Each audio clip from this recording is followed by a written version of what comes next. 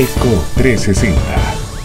Estamos de vuelta en Eco 360. Como lo habíamos anunciado, está el licenciado Carlos Gasnell con nosotros en la mesa de Eco 360. Carlos Gasnell es el vicepresidente ejecutivo, ¿correcto? Desde hace un mes el presidente. El presidente, Sí. Bien, de la Fundación Panameña para el Desarrollo de la Libertad Ciudadana, o la Fundación para el Desarrollo de la Libertad Ciudadana. Qué nombre más largo. Yo siempre le meto el panameña, ¿no? Pero es que somos panameños. Está bien, está bien. Sí, está muy bien. Gracias, Carlos, por estar acá. Carlos ha estado no solo muy vinculado, como todos lo saben, al tema de la transparencia, el acceso a información y los temas relacionados a transparencia internacional desde hace ya varios años, sino también desde el punto de vista académico y profesional, un estudioso del tema de la contratación pública y con cierta regularidad, no solo en las aulas de clase, sino también en las columnas de opinión, escribes acerca de la necesidad de reformas, de adecuaciones en nuestra ley. Y para nadie es un secreto que muchas de las cosas que pasaron en Panamá los últimos años, y no solo en los últimos 5 años, sino los grandes casos de corrupción, por lo general están vinculados a la contratación pública. Y hoy Carlos publica un artículo en el Diario de la Prensa que precisamente tituló Reformas urgentes a la ley de contratación pública.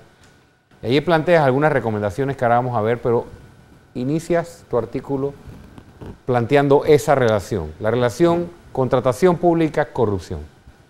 Transparencia Internacional tiene un instrumento que es el índice de fuentes de soborno, donde se entrevistan a gerentes y a inversionistas de países como el nuestro, en donde de manera anónima ellos aceptan que pagan coimas y sobornos. O sea, que es una medición con información, data. Ellos indican, se les pregunta, garantizándoles el anonimato, si ellos han pagado coimas en soborno o sobornos en países de Latinoamérica, de África, donde la mayoría son empresas europeas en proyectos de gran magnitud. Entonces, ya esto es data dura bajo el anonimato que te mencioné, ¿no? Entonces, si sabemos esto, tenemos datos, tenemos cifras, tenemos información, entonces, ¿por qué no hacemos nada para evitar que sigan dándose estas situaciones irregulares, estos abusos, este pago de coima y de sobornos? Y vemos muchas veces, y la gente cuestiona, ¿por qué son siempre las mismas empresas que participan en las licitaciones? ¿Por qué no vienen empresas de países en donde no se pagan sobornos? O donde hay una legislación mucho más estricta. Una legislación más estricta. Para las empresas, o sea, como Estados Unidos, por ejemplo, o sea, una empresa estadounidense que participe en una licitación en otro país y se le demuestre que pone una coima, podría tener responsabilidad penal en su país de origen. Una empresa británica, por ejemplo, si te analizas las inversiones que tiene el Reino Unido en Panamá, te darás cuenta que no son en contratos públicos, son en otros sectores, por ejemplo. Antes de ir a los detalles, tal vez es importante conversar aquí para nuestra audiencia sobre las formas en que se da la corrupción con la contratación pública, porque creo que se ha ido sofisticando a lo largo de los años, ¿no? Porque uno puede pensar, bueno, el acuerdo clásico es que la empresa que va a participar en una licitación acuerda previamente con la entidad que adjudica o con el gobierno la adjudicación del contrato y de alguna forma, ya sea por un pago en efectivo, por una transferencia bancaria a una cuenta en el extranjero y así sucesivamente, se le paga una comisión a alguien en el gobierno a cambio de este contrato. Sí, la principal preocupación de los ciudadanos y de la opinión pública son los sobrecostos y los sobreprecios. Entonces hay que hacer algo para evitar que a través de esa sofisticación se sigan utilizando ese tipo de mecanismos. Ahí en el artículo indicamos, hay que hacer algo con el precio de referencia o precio oficial o precio estimado para que la gente entienda, los que están viendo el programa, de qué se trata esto. La institución calcula el precio que está dispuesta a pagar por el contrato. Si ese precio está mal calculado o inflado artificialmente, existe la posibilidad de que se le pida a la empresa la devolución o el retorno de parte de ese dinero. Y la otra, que uno dirá, bueno, pero ¿por qué la empresa en una licitación no cuestiona ese precio? Si, por ejemplo, el precio oficial para el kilómetro de carretera, yo también, para el kilómetro de carretera, una institución X pone ahí en Panamá Compras, porque eso está en Panamá Compras, y para eso el observatorio, que va a pagar o está dispuesta a pagar $20 millones por el kilómetro de carretera, y las empresas que participan saben que cuesta 15, algo no está bien diseñado en esa licitación. Y posiblemente la empresa que se gane la licitación, después es posible que le digan, bueno, usted va a facturar los 20, pero después va a tener que devolver parte de ese excedente del costo real de la obra. Eso es posible que a través de la sofisticación pase. No, la recomendación es que con respecto a eso, ¿cuál es la recomendación? Perdón. Primero, que haya una vigilancia real sobre el precio que se calcula para la obra, el bien o servicio que se adquiere. Eso puede hacer el Observatorio Ciudadano. La Contraloría debería jugar un papel fundamental en cuestionar esos precios de estimado o precios de referencia que calculan las instituciones, porque se hacen de una manera muy artesanal, no se hace siempre de una manera científica. Entonces, debe haber una vigilancia previa para... Rigurosidad y vigilancia en la forma en que las entidades que licitan fijan los precios de referencia. Y responsabilidad para quien lo calcula. Porque no puede ser que haya un cálculo... Usualmente los calcula la entidad licitante. La entidad licitante. Debería haber una tabla de precios de referencia, debería haber un estudio del Estado sobre precios de referencia. En otros países hay una tabla de precios de referencia. Precios de mercado que van fluctuando y que cambian dependiendo de la región. Porque no es lo mismo construir un puente en Panamá que construirlo en una montaña de Coclé. Entonces, eso debería ser, la contratación pública debería ser algo mucho más científico, algo que reduzca la discrecionalidad de los gestores públicos. Actualmente hay demasiada discrecionalidad y arbitrariedad.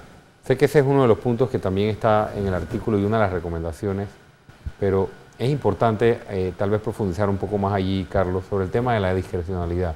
O sea, las legislaciones más modernas, supongo, en materia de contratación pública, tienden a reducir al mínimo la posibilidad de discrecionalidad en todos los procesos de contratación pública. Tienen fórmulas matemáticas en las reglamentaciones. No hay por dónde agregar o quitar. No, hay fórmulas matemáticas que limitan, por ejemplo, la modificación de un contrato. O sea, listo, encontraste una situación que no estaba prevista. Primero, que debieron haberse repartido los riesgos. No puede ser que cuando encuentran algo irregular o que no estaba previsto, como una roca volcánica, dice, eso le toca al Estado asumirlo. No, los riesgos tienen que estar repartidos antes. Hay muy poco sobre repartición de riesgo en nuestra ley sobre contratación pública. Entonces, eso es otro de los aspectos que hay que regular. Hay un proyecto de la Cámara de Comercio que toca aspectos sobre repartición de riesgo. Hay un proyecto de ley que presentó Ana Matilde Gómez que no hubo quórum en la presentación. Aquí lo cité, eso fue hace 2 o 3 días. Pareció incluso intencional, porque seguramente habrá algún proyecto del Ejecutivo que todavía no conocemos, porque hay que recordar que el presidente de la Asamblea, Bebé Valderrama, en su discurso del 2 de enero, dijo, y vamos a reformar la ley de contratación pública. Entonces, seguramente el Ejecutivo tendrá algún proyecto andando que no han mencionado, que no conocemos.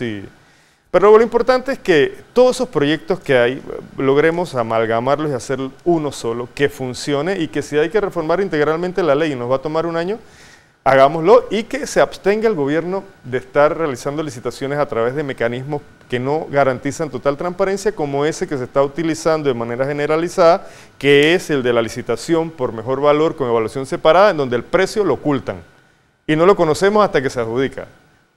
Eso no puede ser, eso no se puede generalizar. Entonces eso ya ha sido cuestionado por diferentes organizaciones. Es importante lo que mencionas, porque mientras no haya una nueva ley, que no ha sido hasta ahora propuesta por el Ejecutivo, que ya debió ser hace rato, se sigue contratando con las leyes actuales y con las reformas que se le hicieron a la ley. Las 8 reformas. En los últimos años. Con las licitaciones abreviadas, esas que reducen plazos.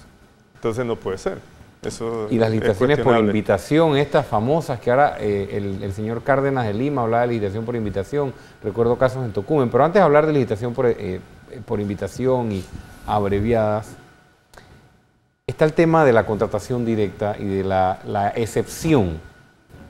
La ley me parece que es bastante clara con respecto a que cuando tú quieres la excepción de un proceso de licitación, tú tienes que cumplir, ¿cierto? O sea, no es para cualquier cosa que se pueda hacer un contrato directo. Hay 15 y eso excepciones. Se ha generalizado. Hay 15 excepciones. Hay 3 que son las que más se utilizan.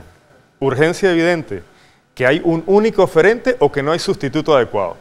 Eso hay que eliminarlo, esos conceptos así abstractos que permiten excesiva discrecionalidad.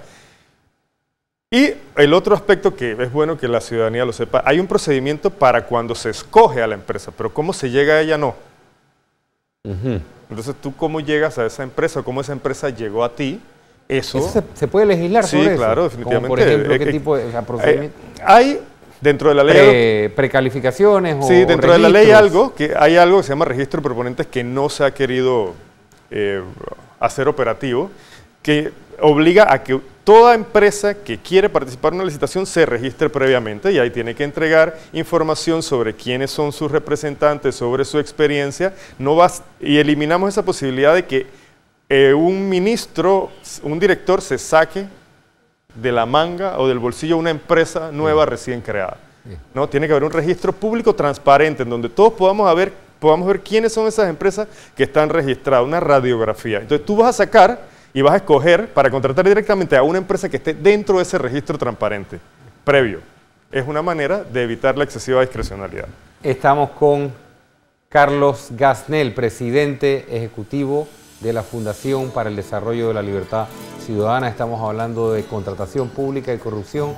Vamos a seguir describiendo algunas de estas medidas o recomendaciones urgentes y hablaremos de un observatorio para la contratación pública. Ya regresamos.